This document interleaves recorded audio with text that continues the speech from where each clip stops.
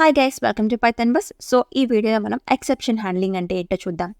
But before that అసలు error అంటే ఏంటో చూద్దాం. సో అసలు ఎర్రర్ అంటే ఏంటి? సింపుల్గా చెప్పాలి అంటే ఎర్రర్ని మనం మిస్టేక్ అనైనా అనొచ్చు, లేదు అంటే ప్రాబ్లం అయినా అనొచ్చు, లేదు అంటే బగ్ అనైనా అనొచ్చు.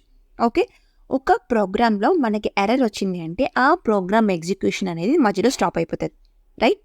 Okay, so when an error occurs in our program, the execution flow of our program will terminate or will disrupt immediately, right? So error ఎప్పుడు వస్తుంది మన ప్రోగ్రాంలో సంథింగ్ ఏదైనా మనం రాంగ్ చేసినప్పుడు, సంథింగ్ ఏదైనా మిస్టేక్ చేసినప్పుడు మనకి ఎర్రర్స్ వస్తూ ఉంటాయి, రైట్? సో ఈ ఎర్రర్స్ని మనం 3 టైప్స్గా క్లాసిఫై చేయొచ్చు. ఒకటి సింటాక్స్ ఎర్రర్స్, ఇంకొకటి లాజికల్ ఎర్రర్స్, ఇంకొకటి రన్ టైమ్ ఎర్రర్స్. ఓకేనా? సో ఈచ్ ఎర్రర్ని మనం బ్రీఫ్గా చూద్దాం. ఓకేనా? సో ఫస్ట్ మనం సింటాక్స్ ఎర్రర్ అంటే ఏంటో చూద్దాం. సో సింటాక్స్ ఎర్రర్ అంటే ఏమీ లేదు, మనం ఒక ప్రోగ్రామ్ రాయాలి అంటే కొన్ని సెట్ ఆఫ్ రూల్స్ని మనం ఫాలో అవుతాం కదా.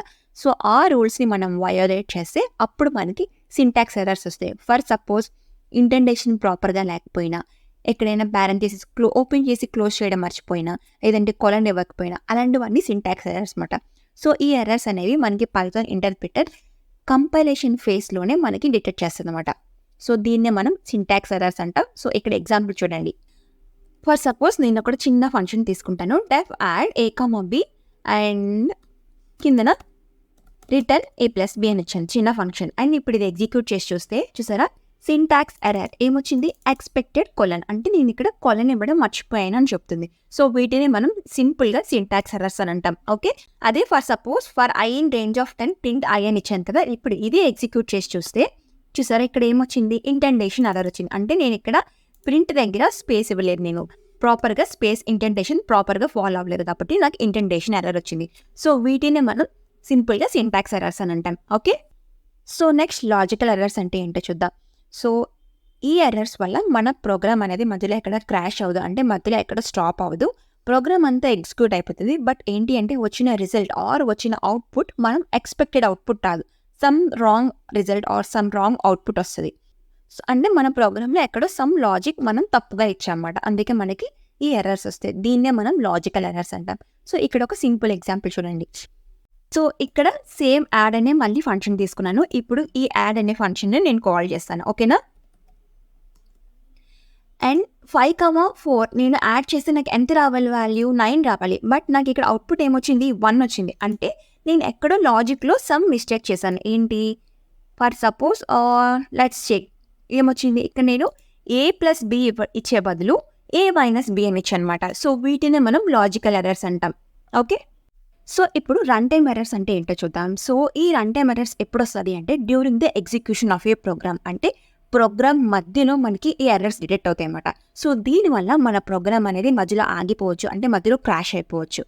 ఓకే, అన్లైక్ సింటాక్స్ ఎర్రర్స్, అంటే సింటాక్స్ ఎర్రర్ అంటే ఏంటి? కంపైలేషన్ ఫేస్లోనే మనకి డిటెక్ట్ అవుతుంది కాబట్టి అక్కడ మనం ముందు ప్రోగ్రామ్ రన్ అవ్వక ముందే మనం ఇష్యూని ఫైండ్ చేసి మనం ఫిక్స్ చేసుకోగలం. అదే రన్ టైమ్ ఎర్రర్స్ అనుకోండి, డ్యూరింగ్ ద ప్రోగ్రామ్, అంటే ప్రోగ్రామ్ ఎగ్జిక్యూషన్ అవుతున్న మధ్యలో మనకి ఎక్కడైనా ఎర్రర్ రావచ్చు. ఓకే, వీటినే మనం రన్ టైమ్ ఎర్రర్స్ అంటాం. సో ఇవి ఎలాంటి సిచ్యువేషన్స్లో ఎలాంటి ఎర్రర్స్ వస్తాయో ఎగ్జాంపుల్ చూద్దాం. ఓకే, నేను ఇక్కడ ఆల్రెడీ ఒక శాంపిల్ ఎగ్జాంపుల్ తీసుకున్నాను. సింపుల్ ఎగ్జాంపుల్, 2 నెంబర్స్ని డివిజన్ చేయడం. ఓకే, ఇప్పుడు ఇది ఎగ్జిక్యూట్ చేసి చూద్దాం. అండ్ ఇక్కడ నేను ఇన్పుట్ అనేది యూజర్ నుంచి తీసుకుంటున్నాను. ఓకే, ఫర్ సపోజ్ 10,5 అని ఇచ్చాను.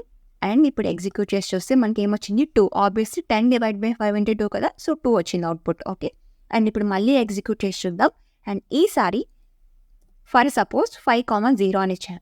అండ్ ఇప్పుడు ఎగ్జిక్యూట్ చేసి చూస్తే మనకి ఇక్కడ 0 డివిజన్ ఎర్రర్ వచ్చింది, డివిజన్ బై 0 ఎర్రర్ వచ్చింది, రైట్? సో వీటినే మనం రన్ టైమ్ ఎర్రర్స్ అంటాం. సో ఇక్కడ సింటాక్స్ వైజ్గా ఏ మిస్టేక్ లేదు, లాజిక్ వైజ్గా ఏ మిస్టేక్ లేదు, రైట్? బట్ మనకి ఇక్కడ ఎర్రర్ వచ్చింది. ఎందుకు? యూజర్ అనేది బి వాల్యూ అంటే డినామినేటర్లో మనకి 0 ఇవ్వడం వల్ల మనకి 0 డివిజన్ ఎర్రర్ వచ్చింది, రైట్? సో ఇది యూజర్ మిస్టేక్, రైట్? సో ఇలాంటి రియల్ టైంలో మనం ఇలాంటి ఎర్రర్స్ని మనం హ్యాండిల్ చేయాలి. ఓకే, సో వీటినే మనం రన్ టైమ్ ఎర్రర్స్ అంటాం.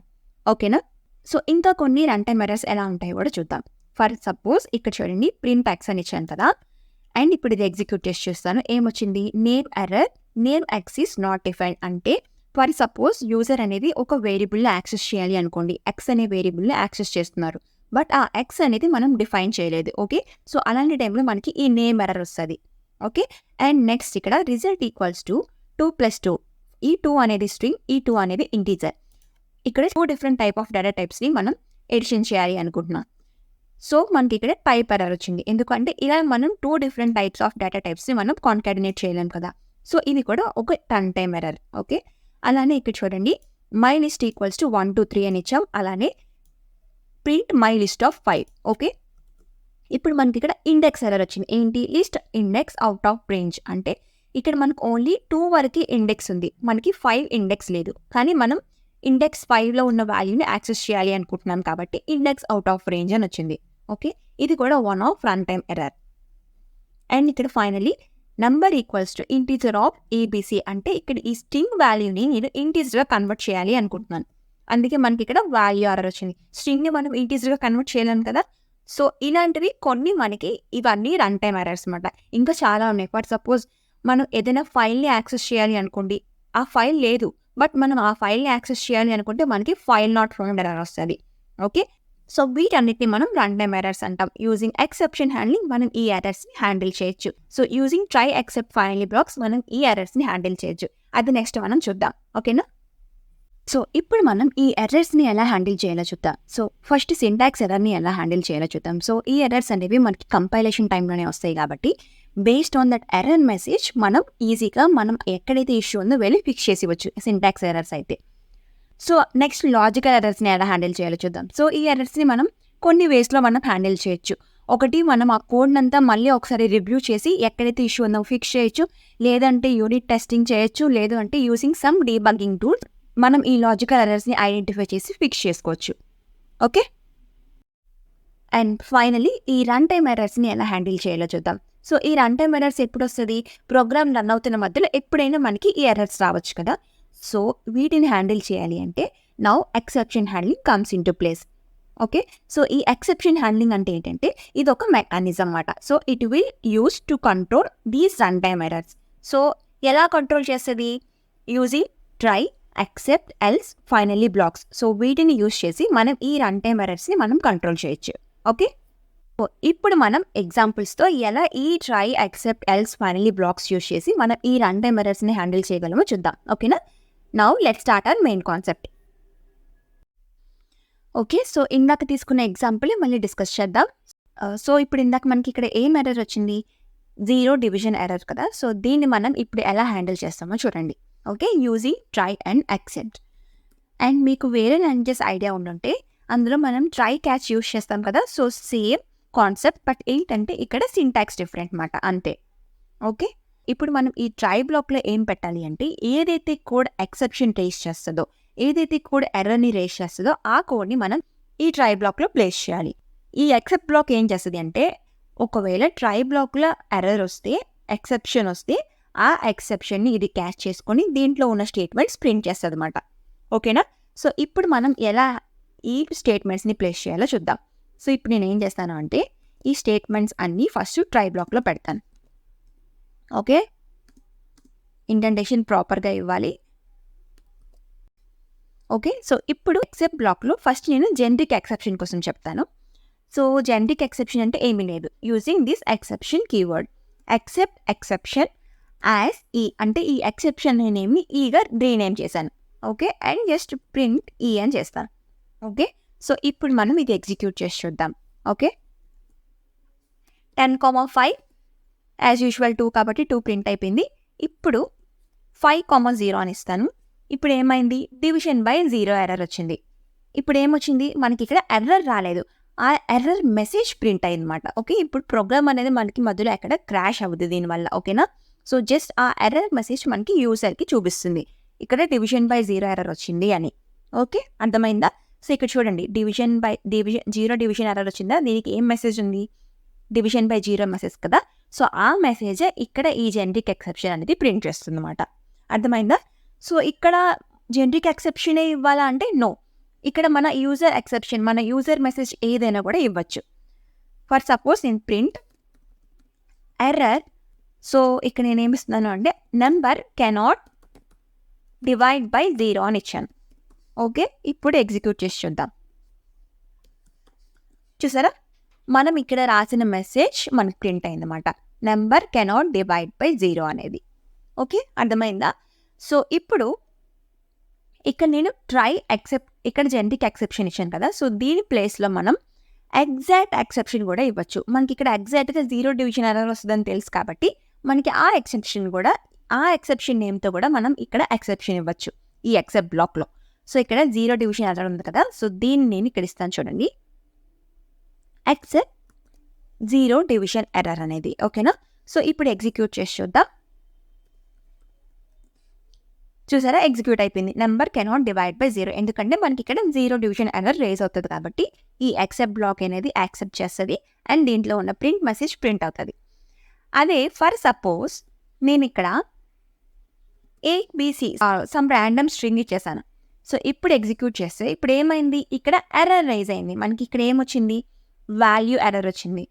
ఎందుకు ఇక్కడ ఎక్సెప్ట్ బ్లాక్ మనకి ఎర్రర్ని క్యాచ్ చేసుకోలేదు అంటే మనం ఇక్కడ జెనరిక్ ఎక్సెప్షన్ ఇవ్వకుండా ఎగ్జాక్ట్గా ఆ ఎర్రర్ మెసేజ్ని ఇచ్చాము. ఇక్కడ except 0 division error, only 0 division error అయితేనే నువ్వు ఇక్కడ ఆ ఎక్సెప్షన్ని క్యాచ్ చేసుకో అని చెప్పి మనం ఇక్కడ ఇచ్చాం.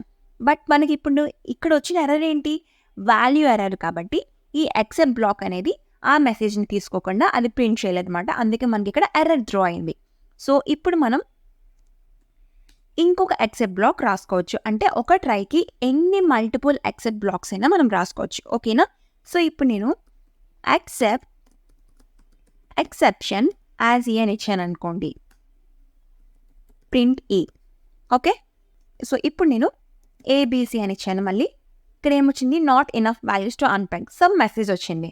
ఇలా ఇప్పుడు ఇక్కడ 0 డివిజన్ ఎర్రర్ కాకుండా ఇంకా ఏ ఎర్రర్స్ వచ్చినా కూడా ఈ ఎక్సెప్షన్ బ్లాక్ ఎగ్జిక్యూట్ అవుతుంది అనమాట. ఈ ఎక్సెప్షన్ బ్లాక్ ఎగ్జిక్యూట్ అవుతుంది.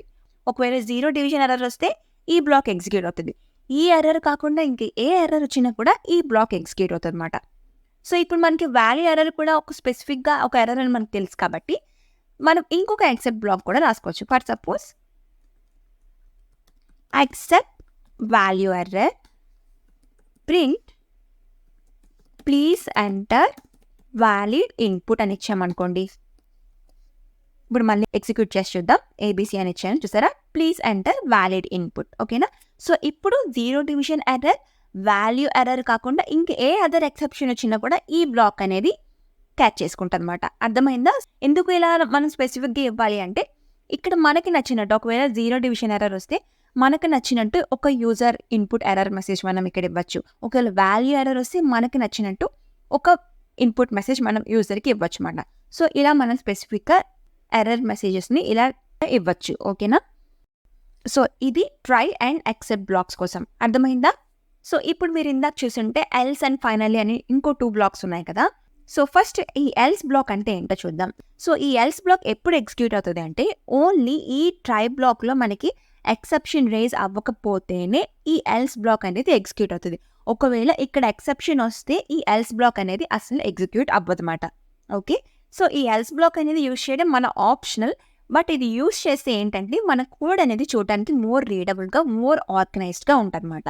ఇప్పుడు ఏంటి, మనం ఇక్కడ యూజర్ నుంచి ఇన్పుట్ తీసుకుంటున్నాం అండ్ ఇక్కడ ఈ డివిజన్ దగ్గర కదా మనకి టెస్ట్ చేసి ఒకవేళ ఎర్రర్ వస్తే ఇక్కడ కదా మనకి ఎర్రర్ వస్తుంది. సో ఈ ప్రింట్ ఎప్పుడు ఎగ్జిక్యూట్ అవుతుంది, ఓన్లీ ఇక్కడ మనకి ఎర్రర్ రాకపోతేనే కదా ఈ ప్రింట్ స్టేట్మెంట్కి వెళ్ళి ప్రింట్ ఎగ్జిక్యూట్ అవుతుంది. సో ఇక్కడ ఎక్సెప్షన్ వస్తే మనకి ఇక్కడతోనే ఈ ఎక్సెప్ట్ బ్లాక్ వెళ్ళి అందులో ఉన్న ఎర్రర్ మెసేజ్ మనకి ప్రింట్ అయిపోతుంది కదా. సో మనం ఈ ఎల్స్ బ్లాక్ పెట్టి మనం డిఫరెన్షియేట్ చేసుకోవడం వల్ల మన కోడ్ అనేది చూడడానికి మోర్ రీడబుల్గా ఉంటుంది, ఆర్గనైజ్గా ఉంటుంది. అంతే, ఈ ఎల్స్ బ్లాక్ వల్ల ఇంక యూజ్ ఏమీ లేదు. ఓకే, సో ఇప్పుడు నేను ఇక్కడ ఈ ఎల్స్లో ప్రింట్ రాశాను కదా. So let's execute. ఇప్పుడు నార్మల్గా 4,2 ఇచ్చాను అనుకోండి, 2 ప్రింట్ అయింది, చూసారా. అదే నేను ఇప్పుడు ఇక్కడ 5,0 ఇచ్చాను అనుకోండి, number cannot divide by 0. So నాకు ఈ ఎర్రర్ మెసేజ్ ప్రింట్ అయింది అండ్ ఇక్కడ ఎల్స్ బ్లాక్ కూడా వెళ్ళలేదు. అర్థమైందా? ఇది ఎల్స్ కోసం. Okay, and now finally black.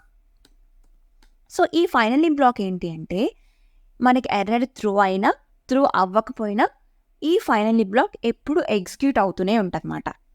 ఓకేనా? సో ఈ ఫైనల్లీ బ్లాక్ మనం ఎప్పుడు యూజ్ చేస్తామంటే ఫర్ సపోజ్ మనకి కొన్ని స్టేట్మెంట్స్ ఆర్ కొన్ని ఏమైనా సమ్ ఫంక్షన్స్ ఉన్నాయనుకోండి, మనం ఇలా సెట్ ఆఫ్ కొన్ని ఫంక్షన్స్ రాసాము. ఏంటి అంటే ఈ ఫంక్షన్లో ఎర్రర్ వచ్చినా కూడా కింద రిమైనింగ్ స్టేట్మెంట్స్ అన్నీ నాకు కంపల్సరీగా ప్రింట్ అవ్వాలి అని అనుకోండి. కంపల్సరీగా అవుట్పుట్ జనరేట్ అవ్వాలి అనుకుంటే అలాంటి స్టేట్మెంట్స్ అన్నీ మనం ఈ ఫైనల్లీ బ్లాక్లో పెట్టుకోవచ్చు. ఓకే, సో మీకు ఇంకా క్లియర్గా కావాలి అంటే నేను చెప్తాను చూడండి. సో ఇక్కడ చూడండి, నేను ప్రింట్ ఎగ్జిక్యూషన్ కంప్లీటెడ్ అని ఈ స్టేట్మెంట్ నేను ప్రింట్ చేయాలి అని అనుకుంటున్నాను. Okay, now let's execute again. ఇప్పుడు నేను 10,5 అని ఇస్తాను. అండ్ ఇప్పుడు 2 ఎగ్జిక్యూషన్ కంప్లీటెడ్ అని ప్రింట్ అయింది కదా. సో ఇప్పుడు 5,0 అని ఇస్తాను చూడండి. ఇక్కడ మనకి ఈ స్టేట్మెంట్తోనే మనకి ఇక్కడ ఆగిపోతుంది.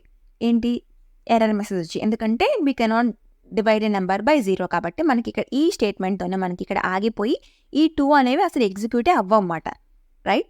సో నాకేంటి అంటే ఎగ్జిక్యూషన్ కంప్లీటెడ్ అనే మెసేజ్ నాకు ఎర్రర్ వచ్చినా రాకపోయినా కూడా నాకు ప్రింట్ అవ్వాలి అని అనుకోండి. అప్పుడు అలాంటి టైంలో మనం ఈ ఫైనల్లీ బ్లాక్ యూజ్ చేయొచ్చు అన్నమాట.